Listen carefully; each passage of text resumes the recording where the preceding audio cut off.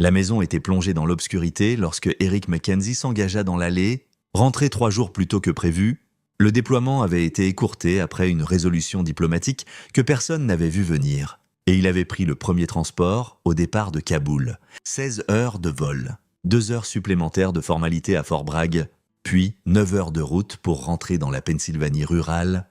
Il était épuisé jusqu'à la moelle. Mais l'idée de voir le visage de sa fille Emma l'avait gardé éveillé tout du long. 6 mois, c'était la durée de son absence cette fois-ci. Emma avait maintenant 7 ans. Il avait raté son anniversaire de 2 semaines.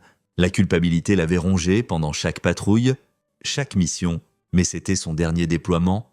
Il avait déjà déposé sa demande de démobilisation.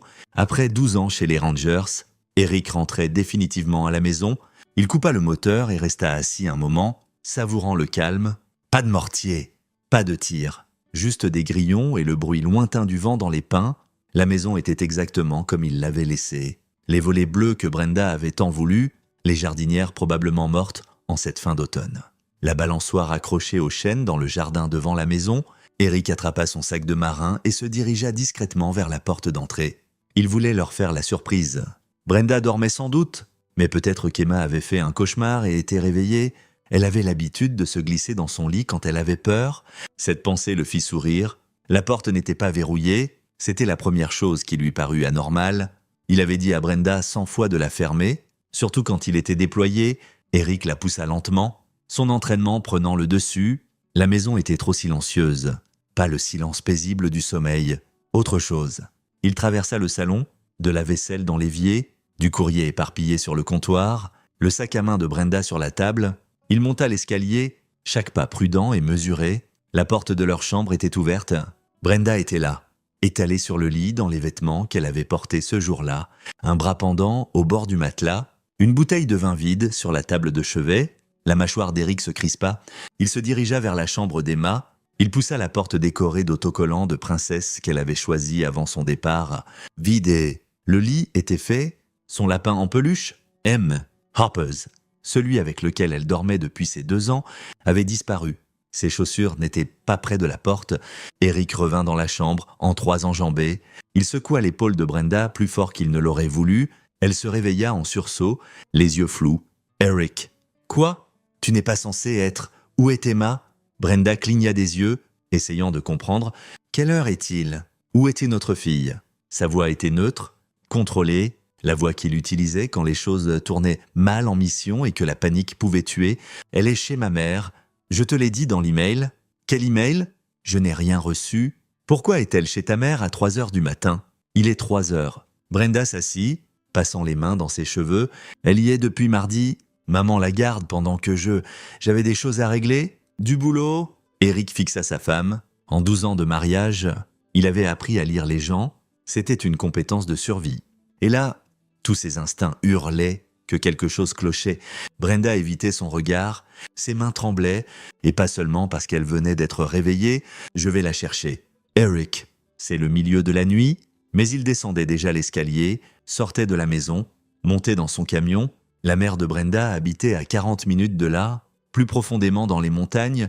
Myrtle Savage ne l'avait jamais aimée. Le sentiment était réciproque. C'était une femme dure, froide d'une manière qui n'avait rien à voir avec les hivers de Pennsylvanie. Elle gérait une sorte de centre de retraite sur sa propriété, du conseil religieux, comme elle l'appelait. Eric appelait ça une arnaque. Les routes étaient désertes. Il poussa le camion plus fort qu'il n'aurait dû, prenant les virages en montagne à vive allure. Ses mains étaient stables sur le volant, mais son esprit bouillonnait. Mardi. Emma était là depuis mardi. Depuis des jours. Pourquoi Brenda n'en avait-elle pas parlé lors de leur dernier appel vidéo ? Pourquoi avait-elle envoyé leur fille chez sa mère ? La propriété de Myrtle était en retrait de la route, une longue allée de gravier menant à une grande ferme. Les lumières étaient allumées. C'était la deuxième chose anormale. Personne n'était debout à cette heure. Eric se gara et sortit. La porte d'entrée s'ouvrit avant qu'il ne l'atteigne. Myrtle Savage se tenait dans l'encadrement, éclairée à contre-jour par les lumières vives à l'intérieur. C'était une femme grande, maigre comme un clou, avec des cheveux gris tirés en un chignon sévère. Elle portait une longue chemise de nuit et une expression qui aurait pu passer pour de l'inquiétude sur n'importe qui d'autre. Sur elle, ça ressemblait à un calcul. « Eric, Brenda a appelé. Elle a dit que tu arrivais. Où est Emma ?» Elle dort? Tu ne devrais pas. Il la bouscula pour entrer. La maison sentait l'eau de javel et autre chose. Quelque chose d'organique et de mauvais en dessous. Emma, tu vas réveiller les autres enfants? La voix de Myrtle était tranchante. Eric s'arrêta. Quels autres enfants? Je dirige un programme ici, des enfants en difficulté. Leurs parents me les envoient pour de la discipline et un guidance spirituelle. Ils savaient pour le programme, mais n'y avaient jamais prêté beaucoup d'attention. À présent, en regardant le visage de Myrtle, quelque chose de froid s'installa dans son estomac. Où est Emma? Elle est dans le jardin derrière pour un temps de réflexion. Eric se dirigea avant qu'elle ne finisse sa phrase. À travers la cuisine, par la porte de derrière, le jardin s'étendait dans l'obscurité, bordé par des bois. Il distinguait des formes au clair de lune, des structures qui ressemblaient à de petites cabanes ou des dépendances. Emma, sa voix résonna contre les arbres, un petit bruit, des pleurs. Il courut vers lui, sortant son téléphone pour la lampe torche.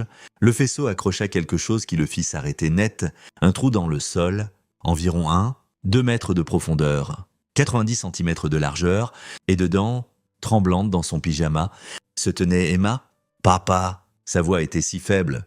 Eric fut dans le trou en quelques secondes, la soulevant. Elle était glacée. Son pyjama trempé de boue et de rosée. Elle enroula ses bras autour de son cou et ne lâcha pas. « Je te tiens, ma chérie.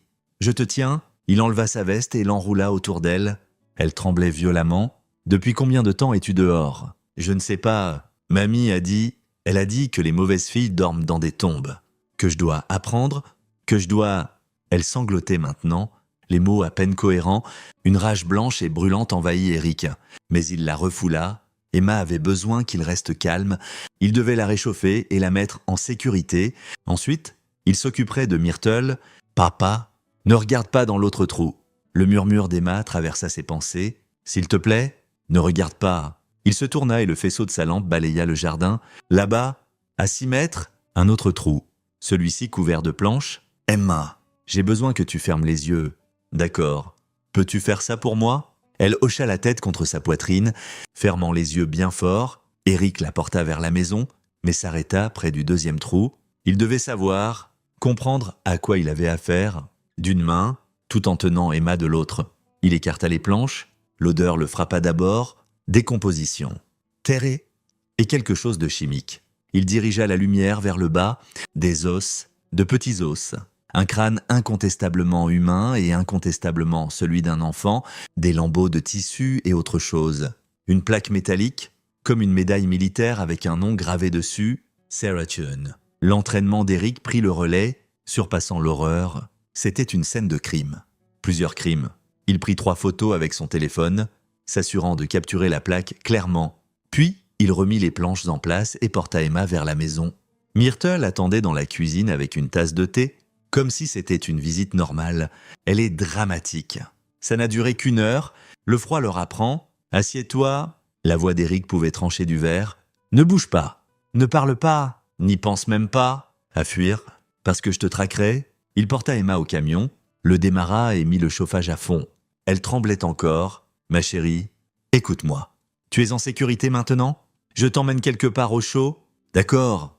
Peux-tu me dire qui est Sarah Chun ?» Les yeux d'Emma s'agrandirent. « Tu as regardé... Je t'avais dit de ne pas regarder. Je sais. Mapuche, je suis désolé, mais j'ai besoin de savoir. Qui est-elle? Elle était ici l'année dernière. Elle était méchante aussi. Mamie a dit qu'elle s'était enfuie. Mais... » Emma recommença à pleurer. « Je l'ai entendue crier une nuit et ensuite elle avait disparu. Et mamie a dit que si j'étais méchante, je finirais comme les filles qui s'enfuient. » Eric sortit son téléphone et appela la seule personne en qui il avait confiance. Donald Gillespie décrocha à la 3e sonnerie. « Gillespie, Dawn, c'est Eric Mackenzie. J'ai besoin que tu viennes à 46182 Mountain Laurel Road tout de suite. Amène des renforts, beaucoup de renforts, et appelle la police d'État. Eric, je te croyais en déploiement. Qu'est-ce qui se passe ? Je viens de trouver un enfant mort dans un trou sur la propriété de ma belle-mère. Il y en a peut-être d'autres ? » Silence à l'autre bout. Puis, j'arrive dans 10 minutes, reste en ligne. Eric regarda la maison. Myrtle était à la fenêtre, observant. Elle n'avait pas l'air inquiète. Elle avait l'air en colère. Ça lui en disait long. Elle pensait pouvoir s'en tirer. Qu'elle l'avait déjà fait. Dawn, écoute bien. La propriétaire est à Myrtle Savage. Elle dirige une sorte de programme de discipline religieuse pour enfants. Ma fille était dans un trou dans son jardin derrière. Elle dit qu'elle y était depuis 1 heure, mais je ne sais pas si c'est vrai. Il y a un autre trou avec des restes. La victime pourrait être une Sarah Chun. Bon Dieu, il y a peut-être d'autres enfants sur la propriété en ce moment. Myrtle a parlé d'autres enfants. On doit les sortir. J'appelle les services de protection de l'enfance et le FBI. Eric, tu dois sortir ta fille de là? Déjà fait. Je suis dans mon camion avec elle. Mais Don, je ne pars pas tant que je ne sais pas que tous les enfants ici sont en sécurité. Ne retourne pas dans cette maison. C'est un ordre. Mais Eric était déjà en mouvement. Il se tourna vers Emma. Ma chérie, j'ai besoin que tu verrouilles les portes et que tu restes dans le camion. Garde le chauffage allumé. Je vais chercher les autres enfants. D'accord. Je reviens tout de suite. Papa? Non, je promets que je serai prudent. Mais ces enfants ont besoin d'aide comme toi. Il l'embrassa sur le front. Verrouille les portes. Si quelqu'un d'autre qu'un policier ou moi s'approche du camion, tu klaxonnes. Compris? Elle hocha la tête, terrifiée mais confiante. Eric revint vers la maison. L'entraînement était pleinement activé maintenant. Il n'était plus un père. Il était un soldat nettoyant un bâtiment hostile. Myrtle était toujours dans la cuisine. Elle se leva quand il entra. Tu n'avais pas le droit de... Où sont les enfants? Ils dorment. Tu réagis de manière excessive. Ce trou est une technique thérapeutique. Ça leur apprend l'humilité. Et Eric traversa la distance entre eux en 2 pas. Il ne la toucha pas, mais elle recula quand même. Je vais te le demander une dernière fois. Où sont les enfants? À l'étage. Mais ils vont bien? Ils sont ici parce que leurs parents ne peuvent pas les contrôler. Je les aide. Il était déjà en train de monter. Dans l'escalier, le long d'un couloir, la première porte était verrouillée de l'extérieur. Il l'enfonça d'un coup de pied. 3 enfants, tous de moins de 10 ans, dormant sur de minces matelas à même le sol. Pas de couverture, pas de chauffage. La fenêtre était barrée de l'extérieur. Réveillez-vous. La voix d'Eric était douce mais ferme. Je m'appelle Eric. Je suis un soldat et je suis là pour vous aider. La police arrive. Vous allez vous en sortir. Ils le regardèrent avec des yeux vides, du genre qu'ils n'avaient vu qu'en zone de guerre. Un petit garçon prit la parole. Vous nous ramenez à la maison? Oui, tout de suite. Venez. Il les guida en bas. Myrtle essaya de bloquer la porte.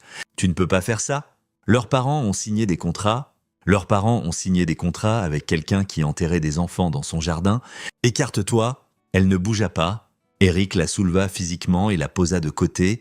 Elle ne pesait rien. Il fit sortir les 3 enfants juste au moment où des phares apparurent au bout de l'allée, 4 voitures de police. Gyrophares allumés, Donald Gillespie sortit le premier, un grand homme dans la cinquantaine avec un visage buriné et des yeux bienveillants. Il jeta un œil aux enfants et attrapa sa radio scie. On a besoin d'ambulance? Plusieurs mineurs, abus et négligence possible. Les 2 heures suivantes furent chaotiques. D'autres policiers arrivèrent, des agents du FBI, les services de protection de l'enfance. Ils trouvèrent 6 autres enfants dans une pièce verrouillée au sous-sol. Tous étaient malnutris, couverts de bleu, terrifiés. Tous avaient des histoires sur les trous dans le jardin, sur les punitions, sur les enfants qui s'étaient enfuis. Ils trouvèrent 3 autres tombes.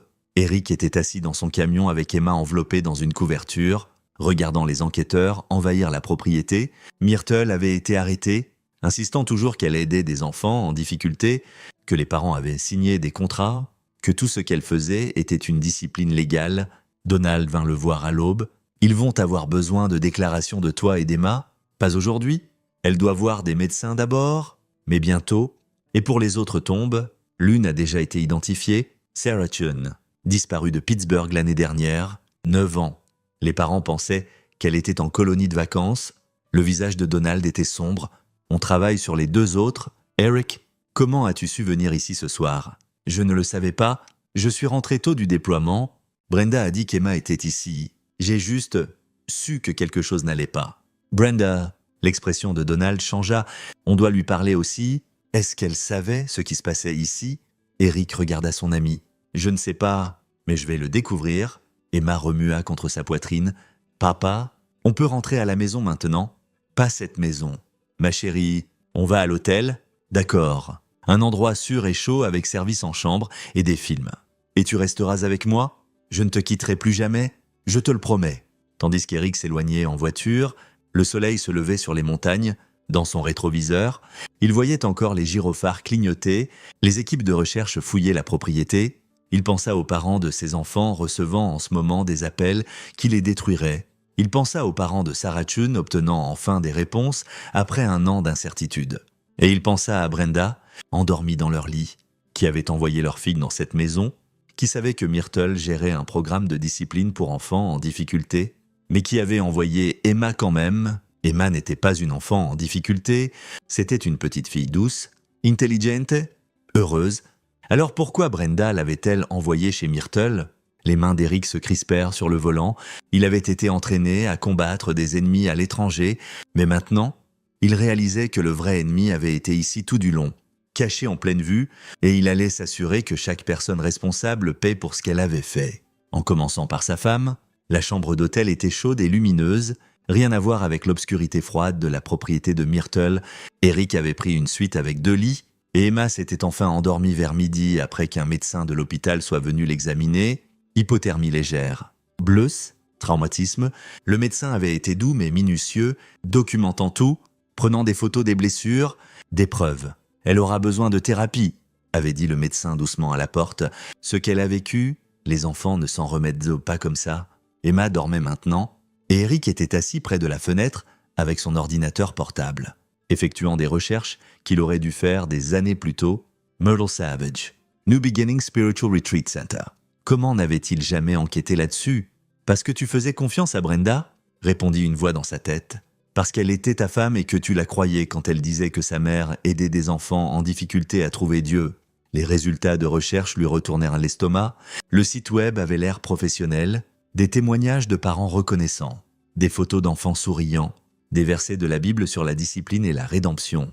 Mais quand Eric fouilla plus profondément dans les forums et les sites d'avis, il trouva d'autres histoires. Un parent avait écrit « Nous avons envoyé notre fille là-bas pour 3 mois. Quand elle est revenue, elle ne parlait plus, elle pleurait et faisait des cauchemars. On a demandé ce qui s'était passé et elle a dit que si elle racontait, il la mettrait dans le sol. On pensait qu'elle était dramatique. Maintenant, je regrette de ne pas l'avoir écoutée. Un autre, mon fils y est resté 1 semaine avant que je l'en sorte. Il avait perdu 5 kilos et avait des marques partout sur le corps. Myrtle Savage a dit que c'était de la discipline spirituelle et que nous interférions avec son salut. J'ai appelé la police, mais ils ont dit que c'était une affaire familiale. Eric continua à creuser.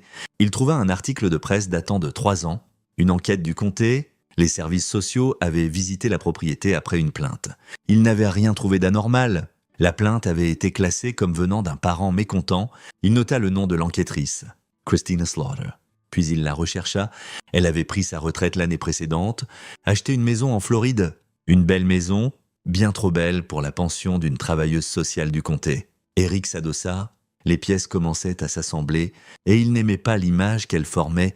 Myrtle faisait ça depuis des années. Plusieurs enfants avaient été blessés, et au moins 4 étaient de mort. Mais elle avait continué à opérer parce que quelqu'un la protégeait.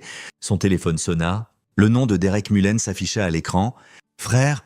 La voix de Derek était stable. « Calme, ils avaient servi ensemble pendant 8 ans.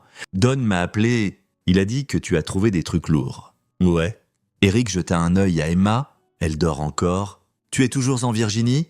Je peux être en Pennsylvanie en 6 heures. Tu as besoin de moi ? J'ai besoin de savoir en qui je peux faire confiance. Don est bien, mais il y a quelque chose de plus gros ici. Derek. » Des gens protégeaient ce qui se passait. Une travailleuse sociale a été payée. Probablement des flics aussi. Qu'est-ce que tu as besoin ? Peux-tu creuser un peu ? Discrètement. Myrtle Savage, Christina Slaughter. Quiconque lié à cette propriété suit l'argent. Eric. Comment va Emma ? Elle est vivante. C'est tout ce qui compte pour l'instant. Et Brenda ? Eric regarda par la fenêtre. Je m'occupe de ça aujourd'hui. Après avoir raccroché, il resta assis un long moment à réfléchir. Puis, il ouvrit son email et commença à écrire « Sujet d'émission ». Après 12 ans, il en avait fini. Emma avait plus besoin de lui que l'armée. Son téléphone vibra. « Brenda, où es-tu ? La police est venue. Ils ont posé des questions sur maman. Qu'est-ce qui se passe ?» Eric ne répondit pas. Au lieu de ça, il afficha les photos qu'il avait prises de la tombe avec les restes de Sarah Chun. Il les regarda longtemps, mémorisant chaque détail. Puis, il ouvrit un nouveau document et commença à noter tout ce qu'il avait vu, tout ce qu'Emma lui avait dit, chaque détail dont il se souvenait.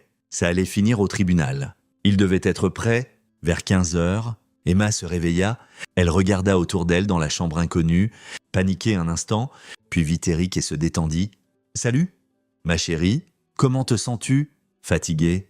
Elle s'assit lentement. « Mamie est en prison. »« Oui. »« Bien ?»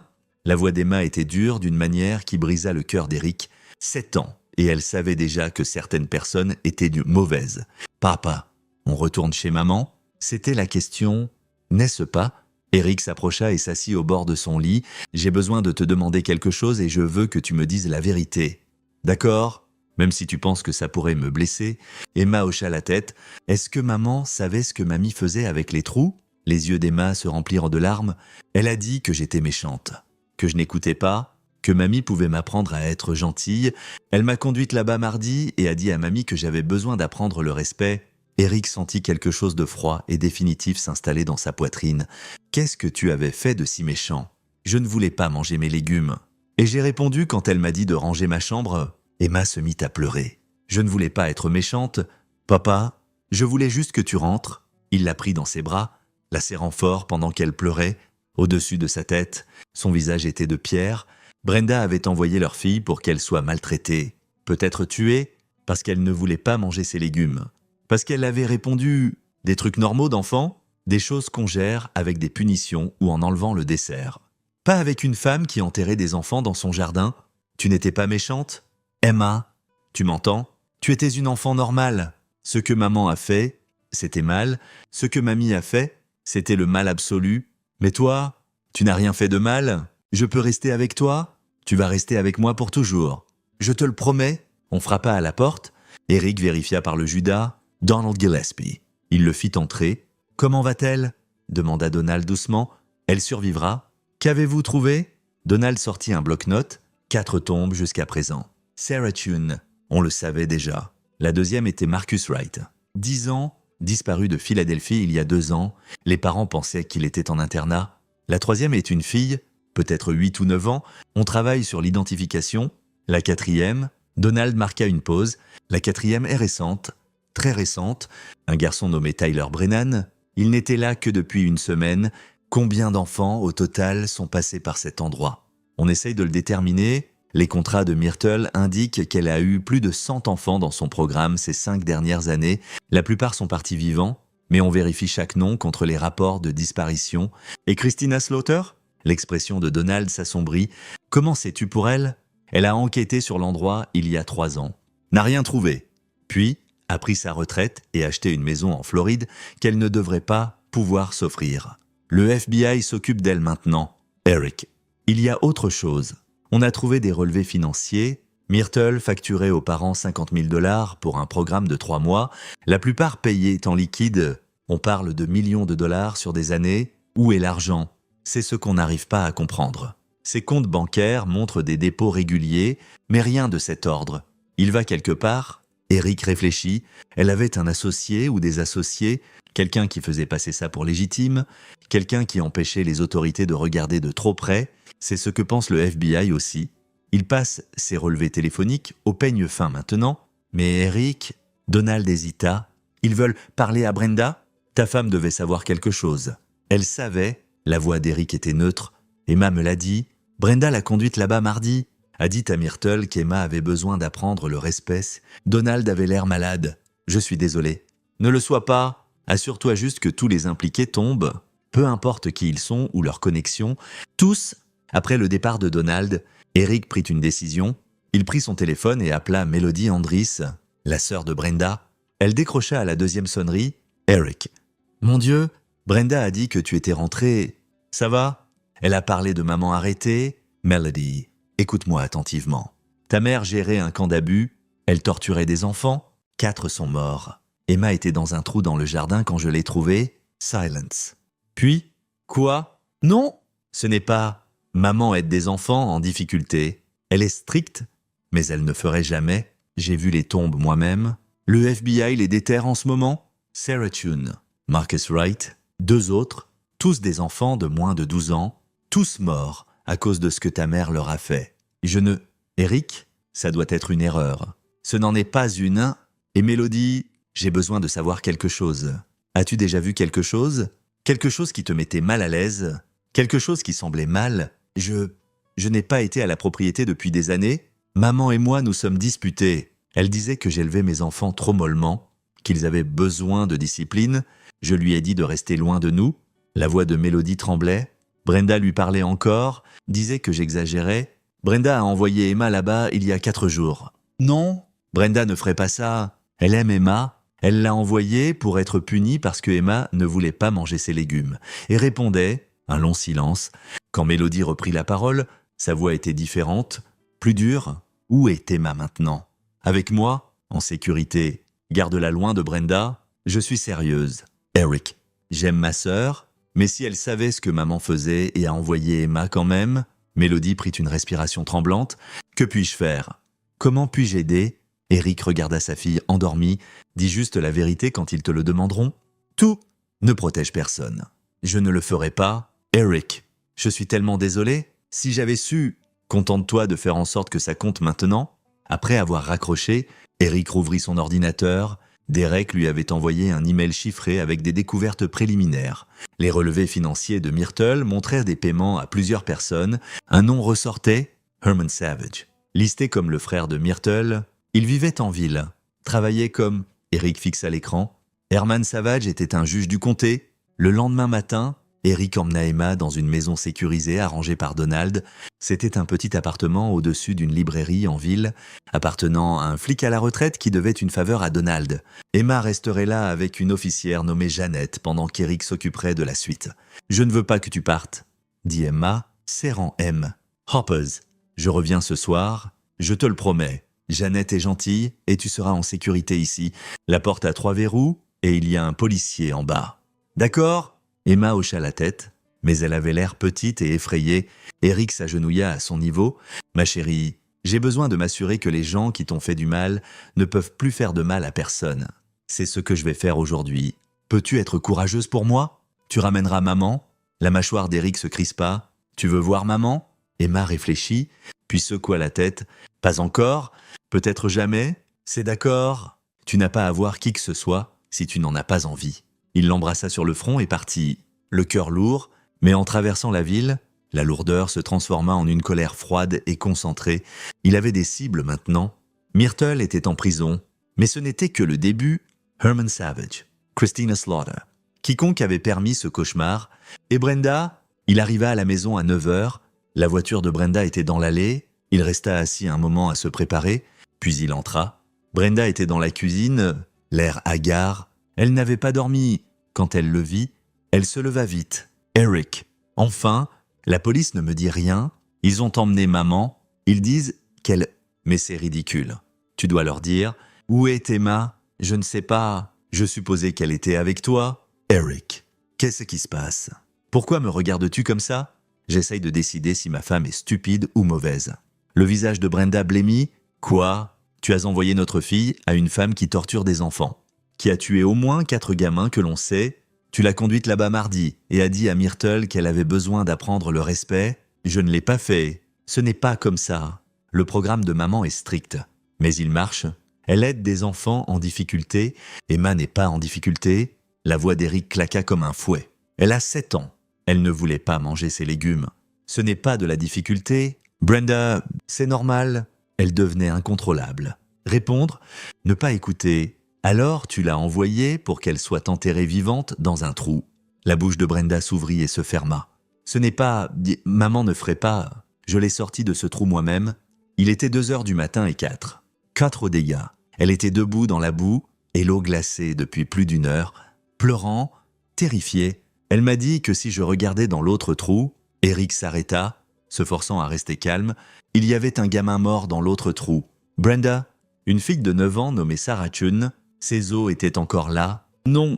Brenda s'assit lourdement. Non, ce n'est pas possible. Maman disait que les enfants qui s'enfuyaient du programme répandaient des rumeurs. Mais as-tu déjà visité? As-tu déjà vu ce qu'elle faisait vraiment? Silence. Réponds-moi. Je lui faisais confiance. La voix de Brenda montait. C'est ma mère. Elle disait que le programme était dur mais efficace, que parfois les enfants mentaient pour s'en sortir. Je l'ai cru. Eric fixa sa femme. Quand as-tu envoyé Emma là-bas? Mardi. Je te l'ai déjà dit. Pourquoi mardi précisément? Brenda hésita.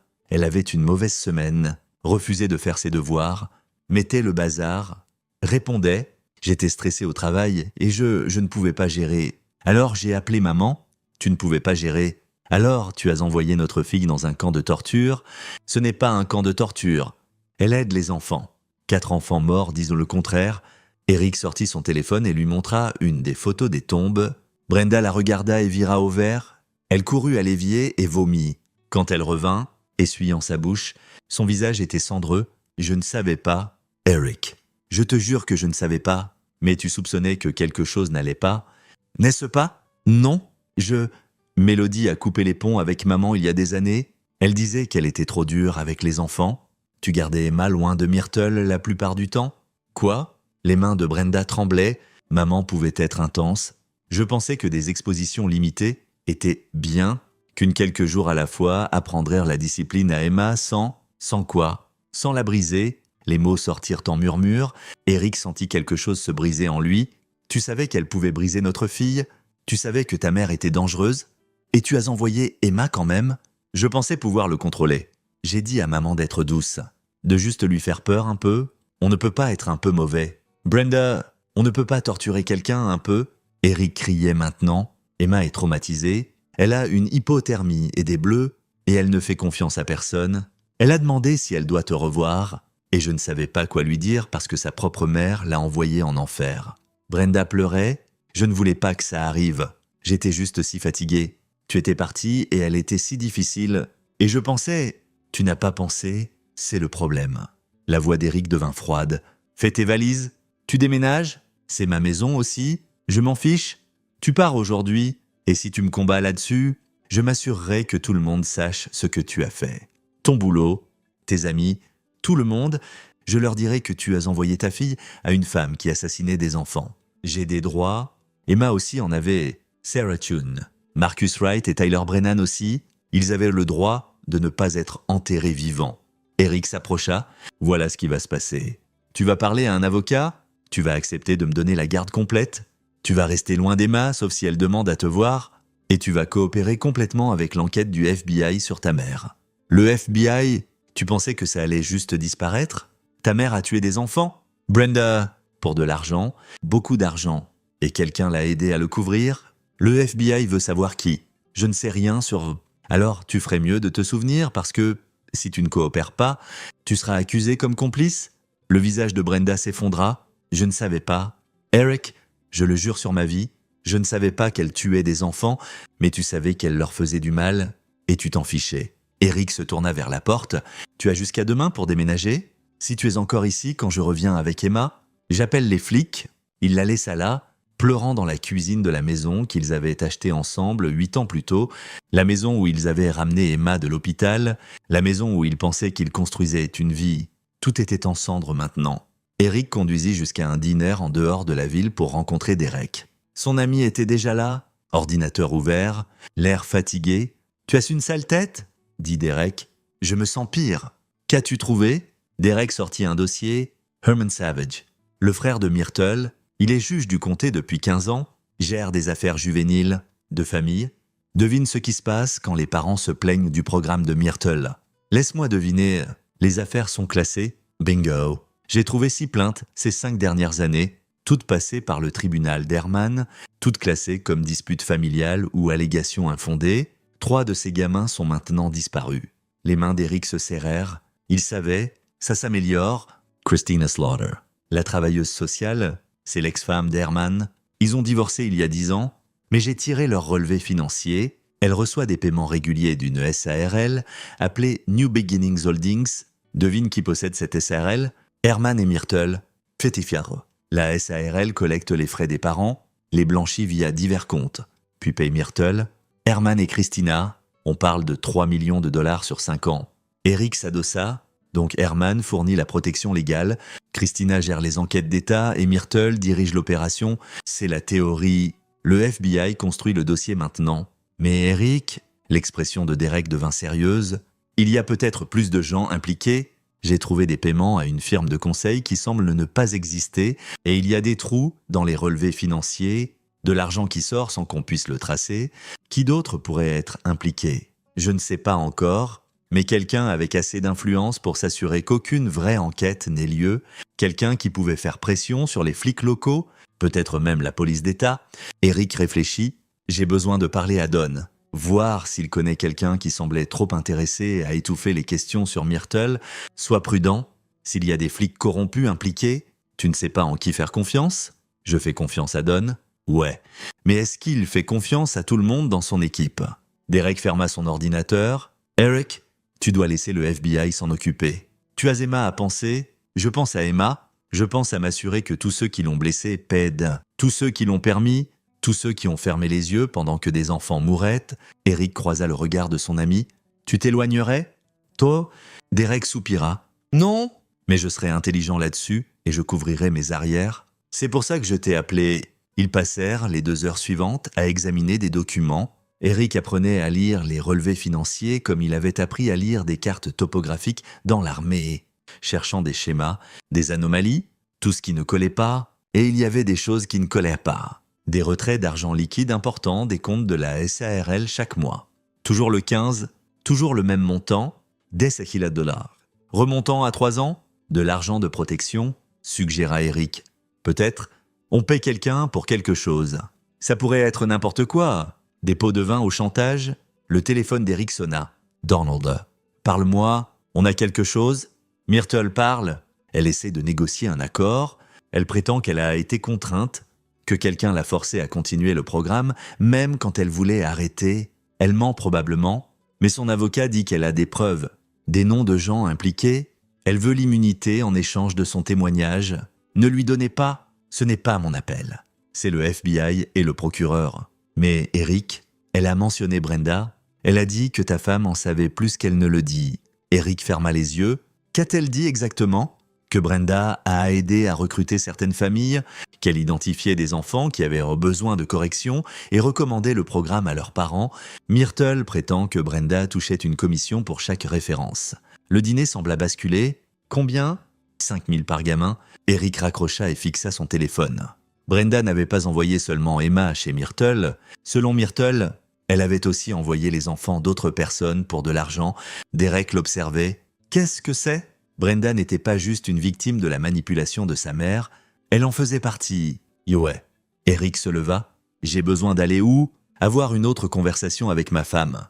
Et cette fois, elle va me dire toute la vérité. Il trouva Brenda chez sa sœur. Mélodie ouvrit la porte.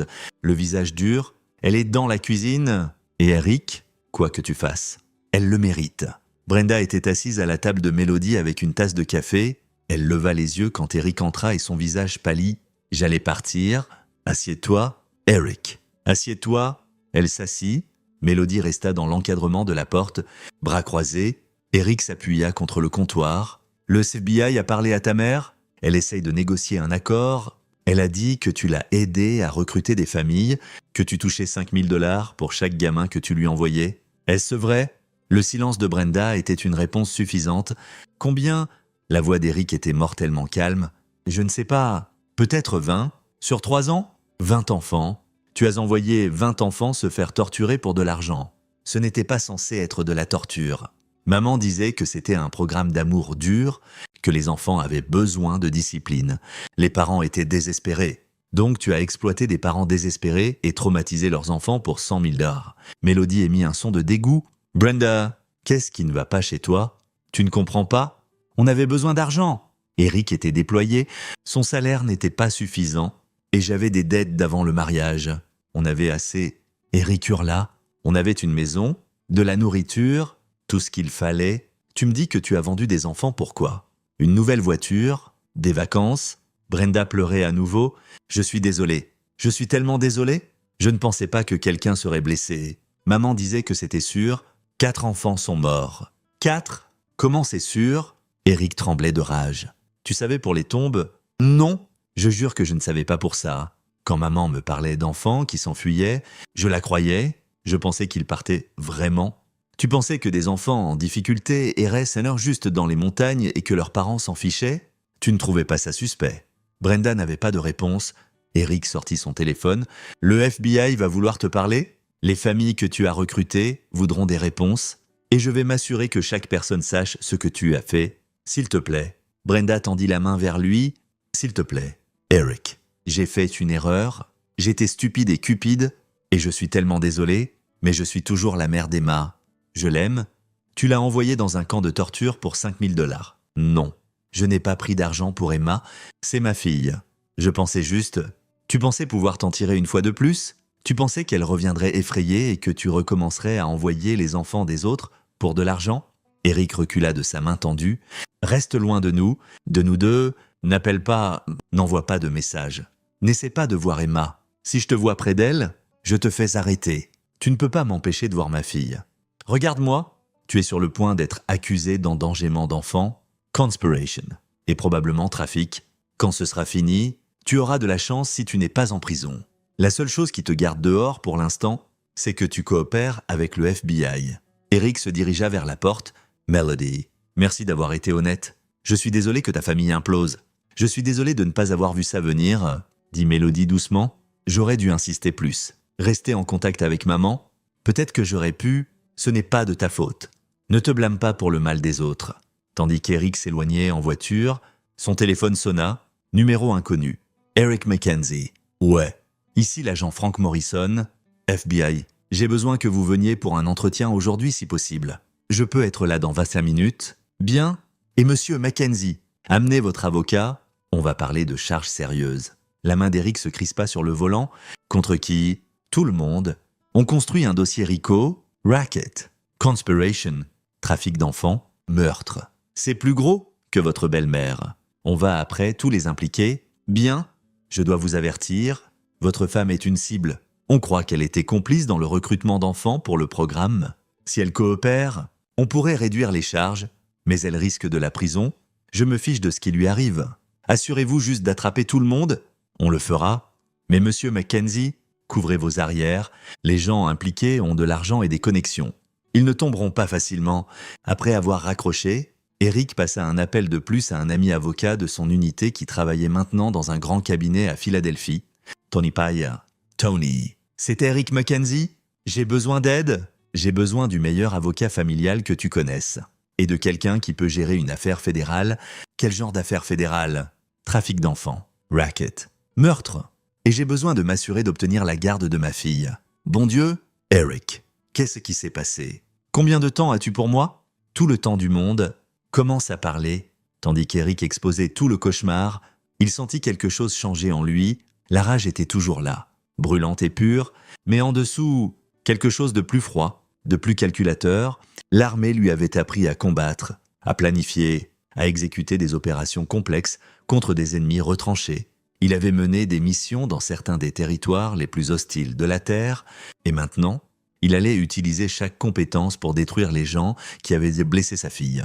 Pas juste Myrtle, pas juste Brenda, tout le monde, chaque personne qui avait fermé les yeux, pris un pot de vin, permis la torture et le meurtre d'enfants. Ils pensaient être en sécurité parce qu'ils avaient de l'argent et des connexions. Parce qu'ils s'en étaient tirés pendant des années, ils avaient tort. Eric Mackenzie arrivait, et il ne perdait pas. Le bureau du FBI était froid et stérile. Tout en lumière fluorescente et murs beige, Eric était assis face à l'agent Morrison et une autre agente, une femme nommée Shun, nom approprié vu ce qu'il avait trouvé. « Je suis l'agente Sarah Shun », dit-elle comme si elle lisait dans ses pensées. Sarah était ma nièce. L'expression d'Eric ne changea pas, mais intérieurement, il ressentit une pointe de sympathie. « Je suis désolé pour votre perte. Merci. Je veux que vous sachiez que c'est personnel pour moi. Je vais m'assurer que tous les responsables paient. » Ses yeux étaient durs comme des diamants, en commençant par Myrtle Savage. Morrison sortit un enregistreur. « Monsieur Mackenzie, on a besoin de votre déclaration enregistrée. Racontez-nous tout depuis le moment où vous êtes rentré chez vous. » Eric le fit. Chaque détail. « Trouver Emma dans le trou? Les autres tombent. La confession de Brenda sur l'envoi d'Emma là-bas. Les preuves de paiement financier. » Il ne retint rien. Quand il finit, Morrison s'adossa. « Votre femme prétend qu'elle ne savait pas pour les morts. Vous la croyez? Je ne sais pas. Peut-être qu'elle était volontairement ignorante, mais elle savait que des enfants étaient déblessés et elle continuait à les envoyer pour de l'argent. » Ouais, l'agent Chun prit la parole. « On a identifié 17 familles que votre femme a référées au programme de Myrtle. Parmi ces 17 enfants, 3 sont morts. 4 sont toujours disparus. Les autres, on les interroge maintenant. Les histoires sont cohérentes. Punitions physiques extrêmes. privation de nourriture, abus psychologiques. Un gamin a été gardé dans un trou pendant 3 jours. Eric se sentit malade. Où sont les familles maintenant? On les traque? La plupart pensèrent que leurs enfants étaient dans un internat légitime. Certains savaient que c'était dur, mais pensaient bien non que c'était ce dont leurs enfants avaient besoin. Quelques-uns, Morrison marqua une pause, quelques-uns semblaient savoir exactement ce qui se passait et s'en fichaient. Qu'est-ce qui leur arrive? Ça dépend de ce qu'on peut prouver, endangerement d'enfants au minimum. Si on peut montrer qu'ils savaient que des enfants mouraient et ont envoyé les leurs quand même. On parle de conspiration pour meurtre. Et Brenda, votre femme coopère, elle nous a donné des noms, des détails sur la structure financière, des infos sur l'implication d'Herman Savage. En échange, on recommande des charges réduites, mais elle risque encore 5 à 10 ans. Eric hocha la tête. Il ne ressentait rien à ça. Pas de satisfaction, pas de regret. Juste du vide là où son mariage avait été. Et Herman, demanda-t-il. La mâchoire de Morrison se crispa. C'est là que ça se complique. Herman Savage est un juge en exercice avec beaucoup d'amis. On a besoin d'un dossier étanche avant de bouger contre lui. On le construit, mais ça prend du temps. Combien de temps? Des semaines, peut-être des mois. Des enfants sont morts pendant que vous construisez votre dossier. Je sais, la frustration de Morrison perça, mais si on bouge trop vite et qu'il s'en sort sur un détail technique, il s'en tire pour toujours. Je ne laisserai pas ça arriver. L'agent Sean posa une main sur le bras de Morrison pour le calmer. Puis elle regarda Eric. On l'aura, je vous le promets, mais on doit le faire bien. Que puis-je faire? Rien. Restez en dehors. Concentrez-vous sur votre fille. Laissez-nous gérer l'enquête. Eric ne répondit pas à ça. Il n'avait aucune intention de rester en dehors. Après l'entretien, il rencontra Tony Paya et l'avocate familiale que Tony avait recommandée, une femme vive nommée Margaret Vance. Ils s'assirent dans une salle de conférence et stratégisèrent. La bonne nouvelle, c'est que vous obtiendrez la garde, dit Margaret. Avec Brenda face à des charges criminelles et admettant l'endangement d'enfants, aucun juge ne lui donnera la garde. La question est si elle obtient des visites. Emma ne veut pas la voir. La préférence d'Emma comptera. Mais elle a 7 ans. Le tribunal pourrait ordonner des visites supervisées quand même. Pas question. La voix de Tony était douce mais ferme. Laisse Margaret gérer la stratégie légale. Si tu pousses trop fort, ça pourrait se retourner contre toi. Brenda a envoyé notre fille se faire torturer pour de l'argent. Il n'y a aucun scénario où elle mérite de voir Emma. Je suis d'accord, dit Margaret, et c'est l'argument qu'on fera. Mais on doit suivre le processus, déposer pour le divorce. Pour la garde, documenter tout. Construire un dossier si écrasant qu'aucun juge ne peut statuer contre nous. Combien de temps? Le divorce prendra des mois? La garde pourrait être plus rapide vu les circonstances. Je dépose des motions d'urgence demain. Fais-le. Après leur départ, Eric resta dans son camion à réfléchir. Le FBI construisait son dossier. Ses avocats le leur. Tout le monde suivait le processus, jouait selon les règles.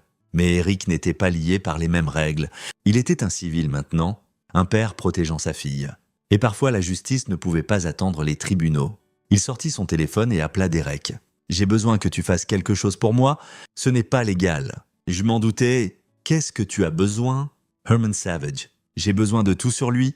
Relevé téléphonique, financier, emails, tout ce qui prouve ce qu'il a fait. Le FBI l'obtient déjà via des mandats. Je ne veux pas attendre les mandats. Je le veux maintenant. Silence à l'autre bout. Puis, tu sais ce que tu demandes? Ouais. Si on se fait prendre, on ne se fera pas prendre. Tu m'as appris comment faire ça à Bagdad? Souviens-toi, on applique juste ces compétences ici. Une autre pause. Quand veux-tu commencer? Ce soir, ils se retrouvèrent dans la chambre de motel de Derek avec un ordinateur et du matériel définitivement pas civil. Derek avait des connexions de séjour dans l'armée, des gens spécialisés dans l'intelligence électronique. La sécurité d'Herman est décente, mais pas top, dit Derek en tapant « Wi-Fi domestique standard ». Protégé par mot de passe. Je peux le craquer à distance, mais ça prendra quelques heures. Fais-le. Et son téléphone, plus dur, s'il était malin, il utilise des messageries chiffrées, mais des types comme lui pensent de toujours qu'ils sont intouchables. Ils deviennent négligents. Pendant que Derek travaillait, Eric recherchait, Herman Savage était juge depuis 15 ans. Avant ça, procureur, marié 2 fois, divorcé 2 fois. Pas d'enfant? Sa maison était une coloniale modeste dans un beau quartier, pas le genre d'endroit qu'on s'attend de quelqu'un qui a gagné 3 millions de dollars du trafic d'enfants. Il cache l'argent quelque part, dit Eric. Comptes offshore probablement, Caymans, Suisse. des endroits que le FBI peut traquer, mais ça prend du temps. On n'a pas le temps? Derek le regarda. Quel est le plan ici? Eric, disons qu'on obtient tout. Qu'est-ce que tu vas en faire? M'assurer qu'il ne peut pas échapper à la justice. M'assurer que si le dossier du FBI tombe à l'eau, il tombe quand même. Comment? Je n'ai pas encore figuré cette partie. Ils travaillèrent jusqu'à 3 heures du matin. À ce moment, Derek avait accès au réseau domestique d'Herman, à ses emails et à son stockage cloud. Ce qu'ils trouvèrent fit glacer le sang d'Eric. Des tableurs listant chaque enfant passé par le programme de Myrtle, des notes détaillées sur ceux qui étaient problématiques, des factures pour des services de disposition, des emails discutant de réduction d'inventaire et de minimisation des risques.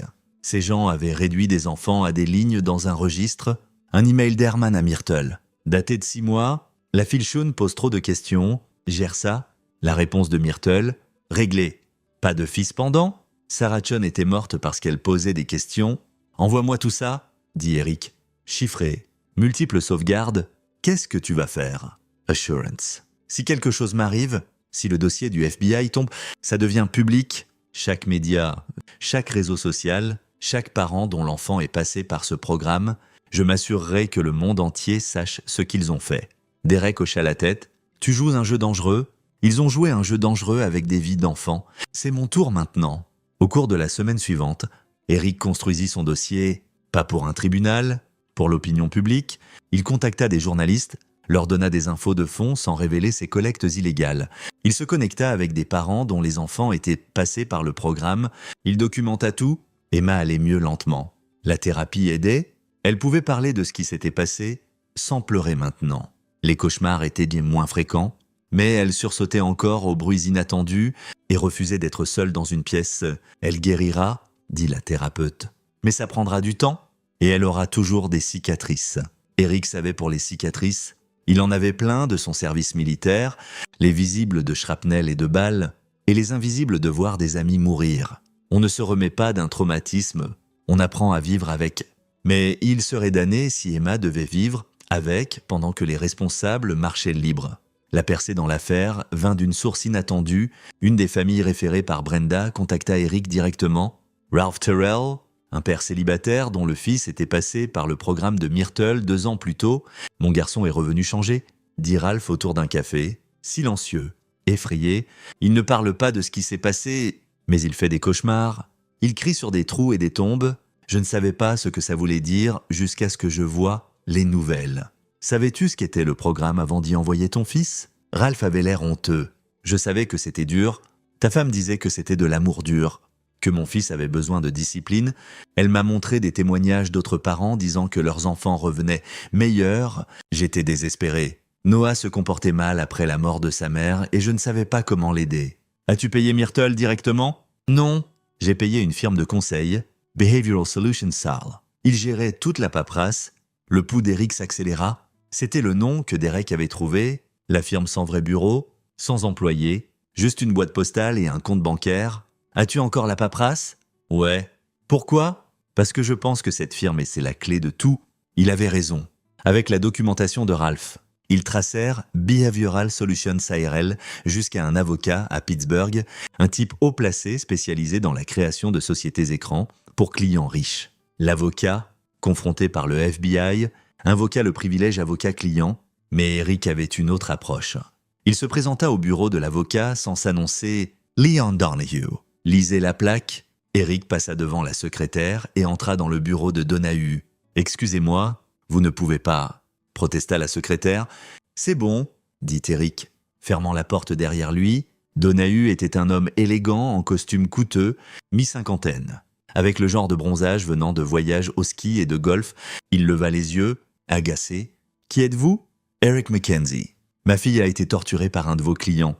Vous avez mis en place la structure financière qui leur a permis de cacher des millions de dollars du trafic d'enfants. » L'expression de Donahue devint soigneusement neutre. « Je ne sais pas de quoi vous parlez. » Eric sortit un dossier et le laissa tomber sur le bureau. « Behavioral Solutions SAL. New Beginnings Holdings. 3 autres sociétés écrans aux Caïmans. Vous les avez créées pour Myrtle Savage et Herman Savage. Vous les avez aidés à blanchir de l'argent de la torture et du meurtre d'enfants. Je crée des structures corporatives légales pour des clients.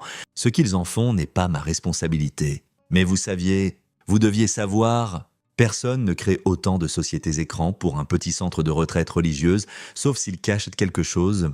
Donahue s'adossa, même si c'était vrai, et je ne dis pas que ça l'est, le privilège avocat-client protège mes communications avec les clients. Ça ne vous protège pas d'être complice de meurtre? Je n'ai tué personne? Non. Vous avez juste rendu ça possible pour d'autres et leur avez permis de s'en tirer pour un honoraire. Eric se pencha en avant. Combien vous ont-ils payé? 10%. 20%. Combien vaut un enfant mort pour vous? Sortez de mon bureau. Le FBI va démonter votre pratique, chaque client, chaque compte, chaque document, et quand ils auront fini, vous irez en prison aux côtés des Savages. J'en doute, j'ai les meilleurs avocats de l'État. Eric sourit. Ce n'était pas un beau sourire. Vous savez ce qui est drôle? J'ai trouvé quelque chose d'intéressant en vous recherchant. Votre fils, Leon Donahue Jr., 15 ans, un gamin en difficulté d'après ce que j'entends, entré et sorti de thérapie. Quelques problèmes légaux mineurs. Le visage de Donahue pâlit. Ne vous avisez pas, je ne menace pas votre fils. Je dis juste que vous avez aidé Myrtle Savage à cacher le fait qu'elle torturait des enfants en difficulté. Votre fils est un enfant en difficulté. Comment vous sentiriez-vous si quelqu'un l'envoyait dans un endroit comme ça? S'il finissait dans un trou dans le sol en pleurant pour son papa? Se demandant pourquoi vous avez laissé ça arriver? Espèce de fils de... Pensez-y. Puis pensez si protéger vos clients vaut de protéger votre propre fils du même sort. Parce que des gens comme Myrtle n'arrêtent pas. Ils trouvent juste de nouvelles victimes. Eric se leva. Le FBI sera ici demain avec des mandats. Vous pouvez coopérer et peut-être garder votre licence d'avocat ou vous battre et tout perdre. À vous de choisir. Il laissa Donahue assis là, tremblant. Le lendemain, Donahue appela le FBI. Il voulait négocier un accord. Dans les 48 heures, toute la structure financière s'effondra. Donahue fournit des documents montrant comment l'argent circulait. Les parents payaient Behavioral Solutions, qui prenait une part et passait le reste à New Beginnings Holdings, qui distribuait à Myrtle, Herman et Christina. Il y avait aussi des paiements à 2 autres personnes, un adjoint du shérif local et un superviseur des services sociaux d'État. L'adjoint, un homme nommé Ken Booker, avait répondu à des plaintes sur la propriété de Myrtle pendant des années.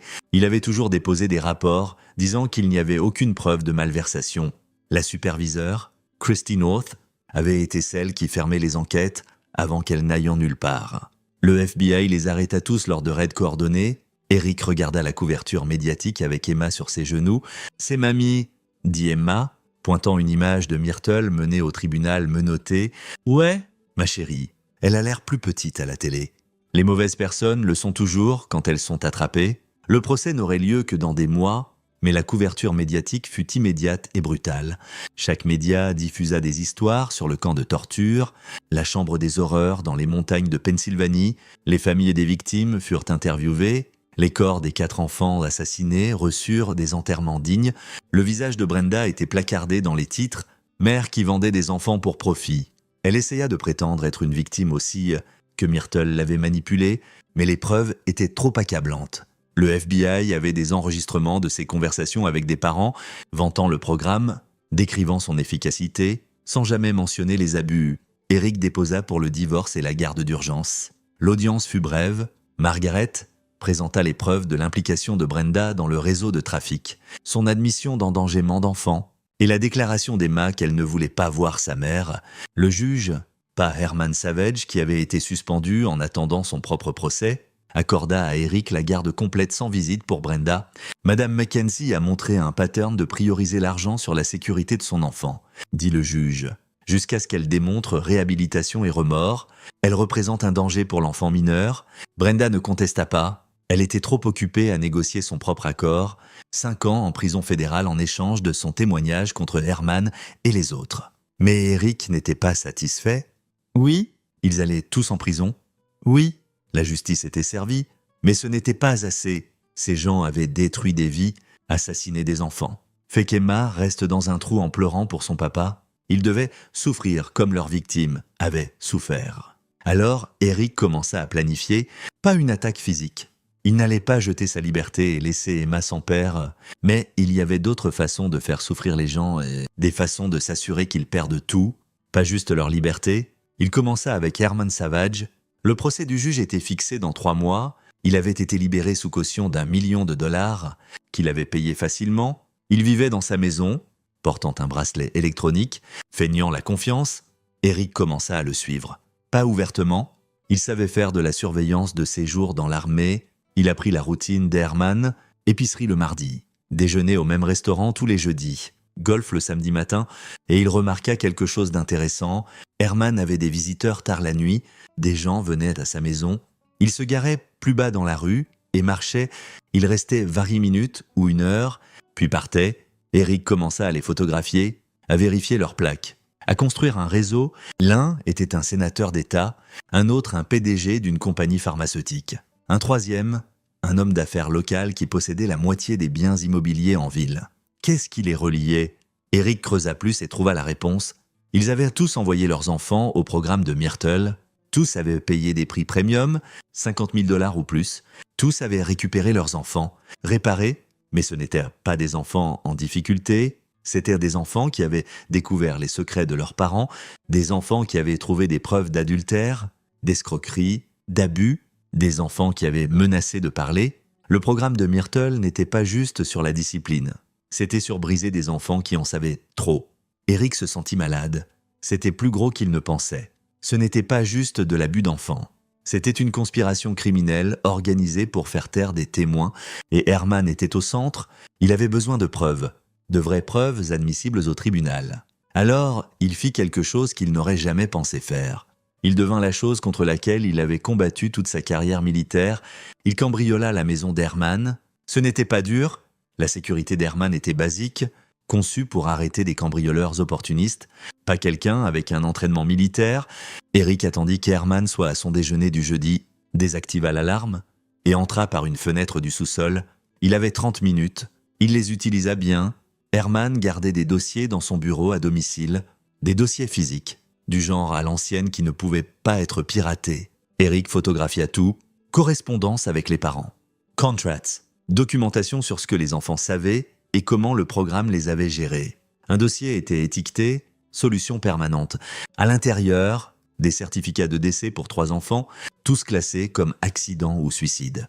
Tous des enfants passés par le programme, tous des enfants dont les parents étaient dans ces réunions nocturnes. Eric sentit ses mains trembler en les photographiant. Ces gens avaient assassiné leurs propres enfants pour garder des secrets. Il trouva une chose de plus, un registre montrant des paiements d'Herman à des médias locaux, des paiements pour tuer des articles, des paiements à des reporters pour enterrer des infos, des paiements pour garder toute l'opération silencieuse. Eric finit avec 5 minutes d'avance. Il remit tout exactement comme il l'avait trouvé, sortit par la fenêtre et s'éloigna en voiture. Ce soir-là, il fit des copies de tout. Il envoya des fichiers chiffrés à 3 personnes différentes, Derek, Tony Paya et l'agent Morrison au FBI. La note disait « Si quelque chose m'arrive », diffusez ça à chaque média du pays. Puis il rentra et serra Emma pendant qu'elle dormait, pensant à quel point il avait été près de la perdre, à combien d'autres parents avaient perdu leurs enfants face à ces monstres. Le lendemain, il reçut un appel d'un numéro inconnu. « Monsieur Mackenzie, ici Salvatore Bryant. Je représente Herman Savage. Mon client aimerait vous parler. Dites à votre client d'aller en enfer. Monsieur Mackenzie, s'il vous plaît, ce n'est pas une menace. Mon client veut s'excuser, expliquer son côté des choses. Il est prêt à offrir un règlement en échange de... Il n'y a pas de règlement. Votre client va en prison pour le reste de sa vie. Si vous écoutez juste... » Eric raccrocha. 10 minutes plus tard, son téléphone sonna à nouveau. Un numéro différent. « Monsieur Mackenzie. » Une voix de femme, suave et professionnelle. « Je m'appelle Ingrid Francis. J'appelle au nom d'un groupe de citoyens concernés qui aimeraient résoudre cette affaire discrètement. Nous sommes prêts à vous offrir 5 millions de dollars en échange de votre coopération pour... Qui êtes-vous ? Je représente les familles de plusieurs enfants qui ont fréquenté le programme de Mademoiselle Savage. Ils sont très désolés pour ce qui est arrivé à votre fille. Ils veulent faire amende honorable en me payant pour me taire, en me compensant pour votre traumatisme et en s'assurant que cette affaire soit résolue d'une manière qui ne nuise pas à des innocents. Des innocents ? Vos clients ont assassiné leurs propres enfants. C'est une accusation grave sans preuve, et faire de telles allégations publiquement pourrait être considéré comme de la diffamation. Eric rit. Vous menacez sérieusement de me poursuivre pour diffamation ? Après ce que vous avez fait, nous vous offrons un règlement généreux, Monsieur Mackenzie. Je vous suggère de réfléchir attentivement avant de refuser. Je n'ai pas besoin de réfléchir. La réponse est non. Vos clients vont être exposés, chaque un d'eux, et quand j'en aurai fini, tout le monde saura ce qu'ils ont fait. Il raccrocha et appela immédiatement Morrison. Ils viennent d'essayer de m'acheter 5 millions de dollars qui, quelqu'un nommé Ingrid Francis, dit qu'elle représente des familles d'enfants passés par le programme. Ils veulent que je me taise sur ce que j'ai trouvé. Morrison fut silencieux un moment. « Eric, qu'avez-vous trouvé exactement ? Je ne peux pas vous le dire. Pas officiellement. Mais hypothétiquement, si quelqu'un avait des preuves que les clients d'Herman ont assassiné leurs propres enfants pour les faire taire sur des crimes, que ferait le FBI avec cette info ? Hypothétiquement, on aurait besoin de ces preuves pour poursuivre, et si ces preuves étaient obtenues illégalement, elles ne seraient pas admissibles au tribunal, mais elles pourraient nous pointer vers des façons légales d'obtenir les mêmes infos. Vérifiez le bureau à domicile d'Herman. Il y a un classeur, tiroir du bas étiqueté solution permanente. Vous pourriez trouver quelque chose d'intéressant ? On a besoin d'un mandat pour ça. Alors obtenez-en un. Je suis sûr que vous pouvez trouver une cause probable. Eric, obtenez juste le mandat Morrison. Avant que quelqu'un fasse disparaître ce dossier, Morrison dut bouger vite parce que cet après-midi-là, des agents du FBI exécutèrent un mandat de perquisition à la maison d'Herman. Eric observa de plus bas dans la rue tandis qu'ils emportaient des boîtes de documents. Son téléphone sonna. Morrison. Comment saviez-vous pour ce dossier ? Je ne savais pas, j'avais juste un pressentiment, mais je m'en fiche. Eric, ce qu'on a trouvé, bon Dieu, ces gens tuaient leurs propres enfants. Je sais, on va avoir besoin que vous témoigniez sur tout. Le programme, ce qui est arrivé à Emma, tout, je ferai ce qu'il faut. Bien, parce qu'on est sur le point d'inculper 15 personnes de plus. Ça va être la plus grosse affaire de trafic d'enfants de l'histoire de l'État. Faites que ça compte, on le fera. Mais Eric, couvrez vos arrières, ces gens ont beaucoup à perdre. Ils pourraient me faire quelque chose de désespéré. Eric réfléchit à ça après avoir raccroché. Les gens désespérés étaient dangereux. Mais il ne s'inquiétait pas pour lui. Il s'inquiétait pour Emma. Il appela Derek. « J'ai besoin que tu fasses quelque chose pour moi. Dis-le, j'ai besoin que tu emmènes Emma quelque part en sécurité, hors de l'État. Un endroit où ces gens ne peuvent pas la trouver. Tu penses qu'ils s'en prendraient à elle ? Je pense qu'ils ont déjà tué plusieurs enfants. Je ne prends pas de risque. Je connais un endroit. Mon cousin a un ranch au Montana. Au milieu de nulle part. Personne ne penserait à chercher là. Peux-tu partir demain ? Je la prends à l'aube. Ce soir-là, Eric assit Emma et expliqua qu'elle partait en voyage. C'est comme des vacances. Oncle Derek va t'emmener voir des chevaux et des montagnes. Tu seras en sécurité là-bas ? Pourquoi tu ne viens pas ? J'ai à finir quelque chose ici, mais je viendrai te chercher dès que c'est fait. Je te le promets. C'est à propos de mamie. Ouais, ma chérie, c'est pour m'assurer qu'elle et les gens qui l'ont aidée ne peuvent plus faire de mal à personne. Emma fut silencieuse un moment, puis elle dit « Papa, vas-tu faire quelque chose de mal ? Qu'est-ce que tu veux dire ? Comme quelque chose que tu n'es pas censé faire pour attraper les mauvaises personnes ?» Eric s'agenouilla à son niveau. « Parfois, les adultes doivent faire des choix difficiles. Je vais faire tout ce que je peux pour que ces choix soient les bons. » D'accord. D'accord, mais promets que tu reviendras. Je te le promets. Rien ne me gardera loin de toi. Après qu'Emma soit partie avec Derek le lendemain matin, Eric sentit le poids de ce qu'il était sur le point de faire. Il avait déjà franchi des lignes effraction, surveillance illégale. Mais ce qu'il planifiait maintenant était plus gros. Il allait exposer chaque personne impliquée, pas juste au FBI, au monde. Il passa la semaine suivante à compiler des preuves. Tout ce qu'il avait rassemblé légalement et illégalement, il l'organisa en un document complet, noms, dates, preuves de crime, connexion entre conspirateurs. C'était 100 pages de témoignages accablants, puis il l'envoya à chaque journaliste qu'il avait contacté, chaque média en Pennsylvanie et plusieurs publications nationales, sujet la conspiration des tombes d'enfants. Comment l'élite de Pennsylvanie a utilisé un camp de torture pour faire taire leurs propres enfants ? La réponse fut immédiate. Dans les heures, des reporters l'appelaient. Dans la journée, l'histoire était aux nouvelles nationales. Dans la semaine, elle était partout.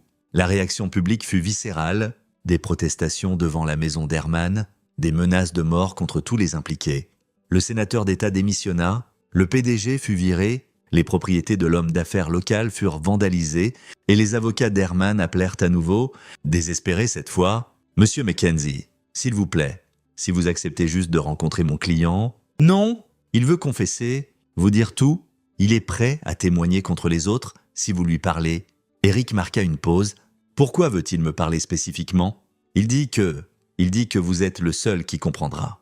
Que vous êtes un soldat, que vous savez que parfois les gens font des choses terribles pour ce qu'ils pensent être de bonnes raisons. Il n'y a pas de bonnes raisons pour assassiner des enfants. Juste rencontrez-le. Une conversation. Si vous voulez toujours qu'il pourrisse en prison après ça, tant pis, mais donnez-lui une chance d'expliquer. Eric y réfléchit. Il ne voulait rien donner à Herman, mais peut-être, juste peut-être, y avait-il des infos qu'Herman pouvait fournir pour aider à s'assurer que tout le monde tombe. D'accord ? Une conversation au bureau du FBI avec des agents présents. Demain, merci, Monsieur Mackenzie. Merci. La réunion fut surréaliste. Herman Savage était assis face à Eric dans une salle d'interrogatoire. Paraissant avoir vieilli de 20 ans en un mois, son costume coûteux pendait lâche sur un corps amaigri, ses mains tremblaient légèrement. Morrison et Chun étaient là. Enregistrant tout, « Merci d'être venu », dit Herman. Sa voix était rauque. « Ne me remerciez pas, je suis ici pour vous voir confesser. Je le ferai, je vous dirai tout, mais d'abord, je veux que vous compreniez quelque chose. Je ne suis pas un monstre. J'essayais d'aider les gens. » La mâchoire d'Eric se crispa, en les aidant à assassiner leurs enfants, en les aidant à résoudre des problèmes. Ce n'étaient pas n'importe quels enfants. Monsieur Mackenzie, ils étaient en difficulté, dangereux même. Ils savaient des choses qui pouvaient détruire des familles, des carrières, des vies. Leurs parents venaient à moi désespérés et je fournissais une solution. Vous fournissiez une sentence de mort? Pas toujours. La plupart des enfants survivaient. Ils passaient par le programme, apprenèrent la discipline et sortaient meilleurs. Ceux qui sont morts, c'était des accidents. Myrtle était censée être prudente, mais elle s'est emportée. Eric frappa la table du poing. Elle enterrait des enfants vivants. Elle les affamait, elle les battait. Je sais, et j'aurais dû arrêter ça. Mais quand j'ai réalisé jusqu'où c'était allé, j'étais trop impliqué. Les parents étaient des gens puissants. Ils m'auraient détruit si je les avais exposés. Alors, vous avez laissé continuer. Vous avez laissé plus d'enfants mourir pour vous sauver. Le visage d'Herman s'effondra. J'ai fait une erreur. J'étais faible et effrayé et cupide. Et je suis désolé. Mon Dieu, je suis tellement désolé. Désolé ne ramène pas ses enfants. Je sais, c'est pourquoi je veux témoigner. Je dirai tout au FBI. Qui était impliqué? Qui savait quoi? Qui a payé pour les solutions permanentes? Tout. Je m'assurerai que tout le monde tombe en échange de quoi? Sentence réduite. Protection en détention. Je suis un juge, Monsieur Mackenzie. Je sais ce qui arrive à des gens comme moi en population générale. Eric regarda Morrison. Cet accord est sur la table. Ça dépend de ce qu'il nous donne. Si ces infos mènent à des condamnations des autres, on pourrait recommander une sentence réduite. Eric se tourna vers Herman. Combien d'enfants sont morts? 7 que je sais avec certitude, mais il y en a peut-être plus. Myrtle gardait certains registres hors livre. Où sont ces registres? Intéresse. Littéralement, sur la propriété. Il y a une remise derrière, sous les planches du sol. Morrison était déjà au téléphone. Envoyez une équipe à la propriété Savage, remise nord-ouest. Arrachez les planches du sol. Eric fixa Herman. Vous saviez qu'il y avait plus de corps, et vous n'avez dit à personne. J'avais peur. Vous êtes pathétique, un lâche qui a laissé des enfants mourir pour se protéger. Vous ne méritez pas un accord? Vous méritez de pourrir, s'il vous plaît. Monsieur Mackenzie, j'ai une conscience, je vis avec ça tous les jours. Vous savez avec quoi est ma vie tous les jours? Des cauchemars, de la peur, le souvenir d'être debout dans un trou par un froid glacial en pensant qu'elle allait mourir. Vous avez fait ça? Vous et votre sœur et tous vos clients riches qui valorisèrent leurs secrets plus que la vie de leurs enfants. Eric se leva. Donnez tout au FBI. Chaque nom, chaque détail. Peut-être que ça vous achètera quelques années de moins, mais rien ne vous achètera la rédemption. Vous mourrez en sachant que vous avez assassiné des enfants. Il sortit. Morrison le rattrapa dans le couloir. C'était dur. C'était honnête. Eric respira. Avez-vous ce qu'il vous fallait? Ouais. Il nous donne des noms qu'on n'avait pas. Avec son témoignage, on peut poursuivre au moins une douzaine de personnes de plus. Ça va être énorme. Eric. Bien, assurez-vous que ce soit le cas. Assurez-vous que tout le monde sache ce que ces gens ont fait. Au cours du mois suivant, les arrestations continuèrent. Le sénateur d'État, le PDG, l'homme d'affaires. 3 autres parents qui avaient payé pour des solutions permanentes. Un médecin qui avait falsifié des certificats de décès, 2 officiers de police qui avaient couvert des enquêtes. La couverture médiatique était implacable. Chaque jour apportait de nouvelles révélations. Le public était horrifié et outragé. Des politiciens appelaient à des réformes. Des organisations de bien-être enfantin exigeaient des enquêtes. Et pendant tout ça, Eric attendait au Montana avec Emma et Derek, observant de loin tandis que la conspiration s'effondrait. « Quand peut-on rentrer à la maison ?» demanda Emma un soir, assise près de la cheminée dans la maison du ranch du cousin de Derek. « Bientôt, ma chérie. Quand ce sera sûr, est-ce que ce sera jamais sûr ?» Eric la serra contre lui. « Oui, parce que tous les mauvais gens vont en prison et ils ne feront plus de mal à personne. »« Promise here, je te le promets. » Mais cette nuit-là, après qu'Emma soit endormie, Eric reçut un appel de Morrison. « On a un problème. » « Quel genre de problème ?» « 2 des parents qu'on a arrêtés ont payé leur caution. Edward Carlson et Alberto Drew. Tous les deux très riches, très connectés, et tous les deux ont disparu. Eric sentit une peur froide. Disparu. Fuis les pays. On pense ? Interpol les cherche. Mais Morrison marqua une pause. Eric, ces types savent que vous êtes celui qui les a exposés. Ils savent que Emma est le témoin qui a lancé tout ça. Je pense qu'ils pourraient essayer de se venger. Laissez-les essayer. Je suis sérieux, ce sont des hommes désespérés avec rien à perdre. Vous devez rester au Montana jusqu'à ce qu'on les attrape. Combien de temps ça pourrait prendre ? Des jours ? Des semaines ? Peut-être des mois s'ils sont malins ? Eric regarda la porte de la chambre d'Emma. J'y reste. Mais Morrison, trouvez ces hommes, trouvez-les et ramenez-les. On le fera. Mais 3 semaines passèrent sans signe de Carlson ou Drew. Emma devenait agitée, manquant ses amis et son école. Eric devenait fou, incapable de faire autre chose qu'attendre. Puis Derek vint à lui avec des nouvelles. J'ai creusé un peu, hors livre. J'ai trouvé quelque chose. Quoi ? Carlson et Drew n'ont pas fui en Europe ou Amérique du Sud. Ils sont toujours aux US et je pense savoir où. Où ? La famille de Carlson possède une propriété en Alaska, remote, hors réseau. Endroit parfait pour se cacher pendant que leurs avocats travaillent à faire tomber les charges. Les charges ne tomberont pas. Non, mais leurs avocats sont bons. Ils pourraient traîner ça pendant des années. Pendant ce temps, ils vivent libres dans la nature. Eric sentit la colère surgir. Ce n'est pas la justice. Non, ce n'est pas. Ils se regardèrent. Une compréhension passa entre eux. Si quelqu'un les trouvait, dit Eric lentement, quelqu'un qui n'est pas lié par la juridiction du FBI ou des contraintes légales, quelqu'un qui pourrait les persuader de se rendre, hypothétiquement, ce quelqu'un devrait être très prudent. Ces types sont dangereux. Ce quelqu'un est un ranger. Dangereux, c'est sa spécialité. Derek sourit. Quand partons-nous ? Demain. Mais Emma reste ici. Ils volèrent en Alaska, puis prirent un avion de brousse jusqu'à la région remote où se trouvait la propriété de Carlson. Le pilote les déposa à 16 km des coordonnées que Derek avait trouvées. « Vous êtes sûr de ça ?» demanda le pilote. « On est sûr. Ramassez-nous ici dans 3 jours. » La randonnée fut brutale. Forêt dense, montagneux, rivière. Mais Eric avait fait pire en Afghanistan. C'était juste une autre mission. Ils trouvèrent la propriété le 2e jour. Une grande cabane près d'un lac. Panneaux solaires sur le toit. Fumée montant de la cheminée. 2 véhicules garés dehors. « Ils sont là !» confirma Derek. Regardant aux jumelles, Eric étudia le terrain. « On y va la nuit ? Non létale. Les retenir, appeler Morrison, attendre l'extraction. Et s'ils résistent ? Alors on les fait ne pas résister. » Ils attendirent jusqu'à 2 heures du matin.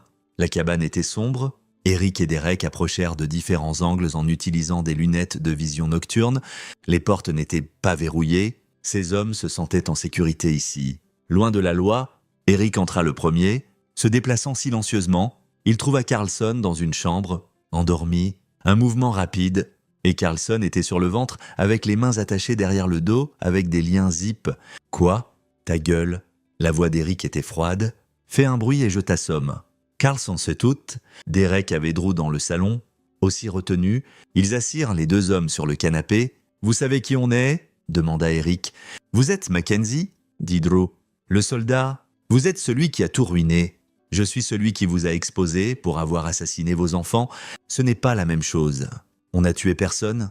Si vous l'avez fait, vous avez envoyé vos enfants se faire torturer et tuer parce qu'ils connaissaient de vos secrets. Parce que vous valorisiez vos réputations plus que leur vie. » Carlson prit la parole. « Mon fils allait me détruire. Il avait trouvé des preuves de mes adultères, de mes crimes financiers. Il allait me dénoncer. Je n'avais pas le choix. Il y a toujours un choix. » Eric se pencha près. « Vous avez choisi mal et maintenant vous allez payer pour ça. Vous ne pouvez rien prouver. Nos avocats nous sortiront de là. Je n'ai pas besoin de prouver quoi que ce soit. Le FBI a Herman. Ils ont les relevés financiers, ils ont les corps. Vous allez en prison pour le reste de vos vies. On verra, dit Drew. On a des ressources, des amis haut placés. Plus maintenant, tout le monde vous abandonne. Le sénateur a déjà plaidé coupable. Le PDG coopère. Vos amis sont des rats fuyant un navire qui coule. Eric sortit un téléphone satellite. Maintenant, vous allez faire un choix. Vous pouvez vous rendre volontairement et peut-être obtenir un accord, ou je peux vous traîner menotter. De toute façon, vous rentrez, et si on refuse, demanda Carlson. Eric sourit. C'était le même sourire qu'il donnait aux combattants ennemis qui se croyaient durs. Alors je vous ferai regretter d'avoir fui. Je ne suis pas un flic. Je ne suis pas lié par les mêmes règles et je ne vous aime vraiment pas. Il laissa ça s'imprégner, puis il ajouta « Mais voilà, je ne veux pas vous blesser. Je veux que vous affrontiez la justice. Je veux que vous alliez au procès et soyez condamnés et passiez le reste de vos vies à penser à ce que vous avez fait. C'est la vraie punition, c'est ce que vous méritez. » Carlson et Drew se regardèrent, puis Carlson dit « Quel genre d'accord ? Témoigner contre tous les impliqués, chaque nom, chaque crime, chaque détail. En échange, peut-être que vous obtenez 20 ans au lieu de la perpétuité. Ce n'est pas un super accord, c'est plus que vous méritez, c'est plus que ce que vos enfants ont eu. Silence. » Puis Drew hocha la tête. « D'accord, on se rend, mais on veut ça par écrit. Appelez Morrison vous-même, dites-lui où vous êtes. Il arrangera le transport et un accord de plaidoyer. » Eric tendit le téléphone satellite à Drew, regarda pendant qu'il passait l'appel, regarda ces deux hommes qui pensaient être au-dessus des lois se rendre. Le FBI les extraya. 2 jours plus tard, Eric et Derek observèrent de loin tandis que des hélicoptères emportaient Carlson et Drew. « Mission accomplie », demanda Derek. « Pas encore, pas tant qu'ils ne sont pas tous condamnés et enfermés. Tu sais, ils pourraient ne pas tous aller en prison. Bons avocats. Détails techniques, accords. Alors je m'assurerai qu'ils souffrent d'autre façon. Ces gens ont détruit l'enfance d'Emma. Ils ont assassiné des enfants. Ils ne s'en tirent pas comme ça. Ils volèrent de retour au Montana. Emma attendait et courut dans les bras d'Eric. « Tu m'as manqué, papa. Tu m'as manqué aussi, ma chérie. Tellement. On peut rentrer à la maison maintenant ?» Eric regarda Derek, qui hocha la tête. La menace immédiate était partie. Carlson et Drew étaient en garde à vue. Les autres étaient trop effrayés ou trop ruinés pour fuir. « Ouais, on peut rentrer. » Ils retournèrent en Pennsylvanie 1 semaine plus tard. La maison semblait vide sans Brenda. Mais Emma n'avait pas l'air de s'en soucier. Elle était juste heureuse d'être de retour dans sa chambre avec ses affaires. Eric l'inscrivit dans une nouvelle école plus loin de la ville. Nouveau départ. Nouveaux amis qui ne connaissaient pas le scandale. Thérapie 2 fois par semaine pour l'aider à traiter le traumatisme. Et lentement, douloureusement, ils construisirent une nouvelle vie. Le procès commença 6 mois après le sauvetage d'Emma. Myrtle fut la première. Le procureur présenta un dossier accablant. Preuves physiques des tombes. Témoignages d'enfants survivants. Relevés financiers prouvant que c'était une entreprise criminelle. La défense de Myrtle essaya de prétendre qu'elle aidait des enfants en difficulté, que les morts étaient accidentelles, qu'elle avait été pressurée par son frère Herman. Le jury n'acheta pas. Coupable sur tous les chefs, 4 peines de perpétuité consécutives sans libération conditionnelle. Le procès d'Herman fut le suivant. Ses avocats essayèrent de le peindre comme une victime de la manipulation de sa sœur, mais avec son propre témoignage sur l'arrangement de solutions permanentes, c'était sans espoir. Coupable. Perpétuité sans libération conditionnelle. Christina Slaughter écopa de 20 ans pour conspiration et obstruction. Ken Poca, l'adjoint. Kinsey, Christy North, la superviseure. 10. Le procès de Brenda fut le plus dur pour Eric à regarder. Elle avait l'air petite et brisée sur le banc, pleurant en décrivant comment elle avait été désespérée pour de l'argent.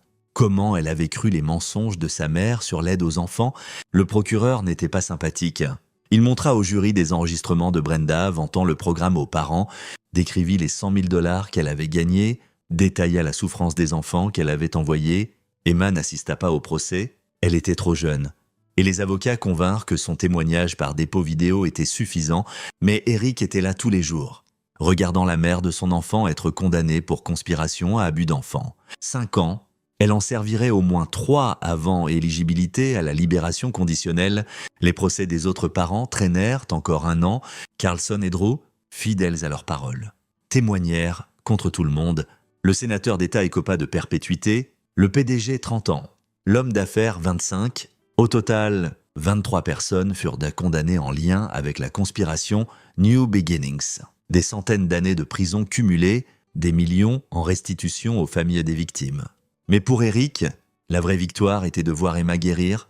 Lentement, les cauchemars s'estompèrent, elle recommença à sourire, à faire des blagues, à jouer avec des amis. Elle était toujours affectée par ce qui s'était passé, le serait probablement toujours, mais elle survivait, s'épanouissait même. 2 ans après le sauvetage, Eric était au tribunal familial pour l'audience finale. La juge, une femme qui avait revu toutes les preuves, tous les témoignages, le regarda lui et Emma. « Monsieur Mackenzie, vous avez fait un travail admirable en élevant votre fille dans des circonstances extrêmement difficiles. Le tribunal trouve que vous êtes un parent apte et aimant. Les droits parentaux de Madame Mackenzie sont par la présente terminés de manière permanente. La garde complète est accordée à vous. » Emma serra sa main. « Ça veut dire que maman ne peut pas me reprendre. »« Jamais, » dit Eric. « Tu es à moi pour toujours ?» Ce soir-là, ils firent une petite fête à la maison. Pizza, glace. Un film, juste 2, comme ça l'avait été pendant 2 ans maintenant. « Papa ?» demanda Emma pendant le film. « Ouais, ma chérie, merci de m'avoir sauvé. » Eric la serra contre lui. « Tu n'as pas à me remercier. C'est ce que font les papas. Pas tous les papas. Certains de ces papas étaient les mauvais. Je sais, et je suis désolé qu'il n'ait pas eu quelqu'un pour les protéger. Mais tu as fait en sorte que les mauvais soient punis. Tu as fait en sorte qu'ils ne puissent plus faire de mal à personne. J'ai essayé. Tu as fait plus qu'essayer. Tu as gagné. » Eric réfléchit à ça. Il avait gagné. Oui, mais à quel prix? Son mariage était fini. Sa fille était traumatisée. Des familles étaient détruites, des vies perdues, mais Emma était vivante. Elle guérissait. Elle était en sécurité, et les gens qui l'avaient été blessés étaient enfermés pour toujours. Peut-être que c'était assez. Peut-être que c'était la victoire. 5 ans plus tard, Eric était dans le jardin de leur nouvelle maison, un endroit plus petit, dans un meilleur quartier, plus près de l'école d'Emma. Elle avait 12 ans maintenant, grande et confiante. Capitaine de son équipe de soccer, les cauchemars étaient rares. La thérapie avait marché, elle allait bien aller. Donald Gillespie vint pour un barbecue, comme il le faisait tous les mois environ. Ils étaient devenus de proches amis après tout ça. Don avait pris sa retraite de la police, citant la désillusion avec le système qui avait laissé les Savages opérer si longtemps. « Comment va-t-elle » demanda Don, regardant Emma jouer avec le chien des voisins. « Bien, super. En fait, excellentes notes. Beaucoup d'amis. Heureuse ? On ne devinerait jamais. Mais toi ? Tu sais, ouais, je sais. » Eric retourna un burger. « J'ai reçu une lettre de Brenda la semaine dernière. Qu'a-t-elle dit ? Qu'elle est désolée, qu'elle est sobre depuis 2 ans, qu'elle veut voir Emma quand elle sort. Quand est-ce l'année prochaine si elle obtient la conditionnelle? Qu'est-ce que tu vas lui dire? Je vais le dire à Emma, la laisser décider. Elle est assez grande maintenant pour faire ce choix. » Don hocha la tête. C'est juste, ils mangèrent en silence confortable un moment, puis Don dit « Tu sais, je pense à ces enfants parfois, ceux qui n'ont pas réussi, Sarah, Marcus, les autres. Je me demande ce qu'ils feraient maintenant s'ils avaient vécu. Moi aussi. Tu as bien fait, Eric. Tu as fait en sorte que leur mort signifie quelque chose. Tu as fait en sorte que personne ne puisse ignorer ce qui s'est passé. Ça ne les ramène pas. Non, mais ça a empêché que ça arrive à plus d'enfants. Ça vaut quelque chose. » Eric regarda sa fille riant, en santé et vivante. « Ouais, ça vaut... » Cette nuit-là, après le départ de Don et qu'Emma soit endormie, Eric s'assit sur le porche avec une bière, pensant aux 5 dernières années, les procès, les condamnations, la lente reconstruction de sa vie. Il pensa à Myrtle, pourrissant dans une prison de haute sécurité, à Herman, qui avait été attaqué par d'autres détenus et avait perdu l'usage de son œil gauche, à Brenda, qui avait écrit des lettres mensuelles auxquelles Eric répondait rarement. Il pensa aux parents qui avaient envoyé leurs enfants mourir. Certains étaient en prison, certains avaient tout perdu. Même sans condamnation, tous porteraient la honte pour le reste de leur vie. Et il pensa aux enfants, les 7 qui étaient de morts, les dizaines qui avaient survécu mais étaient de marqués, Emma, qui avait été à des heures de devenir une autre statistique, la justice avait été servie, les coupables punis, la conspiration exposée et détruite. Mais Eric connaissait la vérité, ça arriverait à nouveau ailleurs, différents noms, différents endroits, même mal. Des gens qui valorisaient l'argent et le pouvoir plus que les vies d'enfants. Des gens qui pensaient être intouchables. Son boulot était de s'assurer qu'Emma soit prête pour un monde comme ça, de lui apprendre à être forte, intelligente, à combattre le mal sous toutes ses formes. Elle était déjà bien partie. Intelligente, dure, compatissante. Elle faisait du bénévolat dans un refuge pour enfants maintenant, aidant des gamins qui avaient vécu des traumatismes. Elle disait que ça l'aidait à traiter ses propres expériences. Eric était fier d'elle. Plus fier qu'il ne l'avait jamais été de quoi que ce soit accompli dans l'armée. Son téléphone vibra, un message de Derek. Vu les nouvelles, une autre affaire d'abus d'enfants en Ohio. Installation similaire. Pensais que tu devrais savoir. Eric fixa le message longtemps, puis il répondit « Envoie-moi les détails, parce que la justice n'était jamais finie. Le mal n'était jamais complètement vaincu, mais quelqu'un devait s'y opposer. Quelqu'un devait combattre pour les enfants qui ne pouvaient pas se défendre seuls. Et Eric Mackenzie serait toujours ce quelqu'un.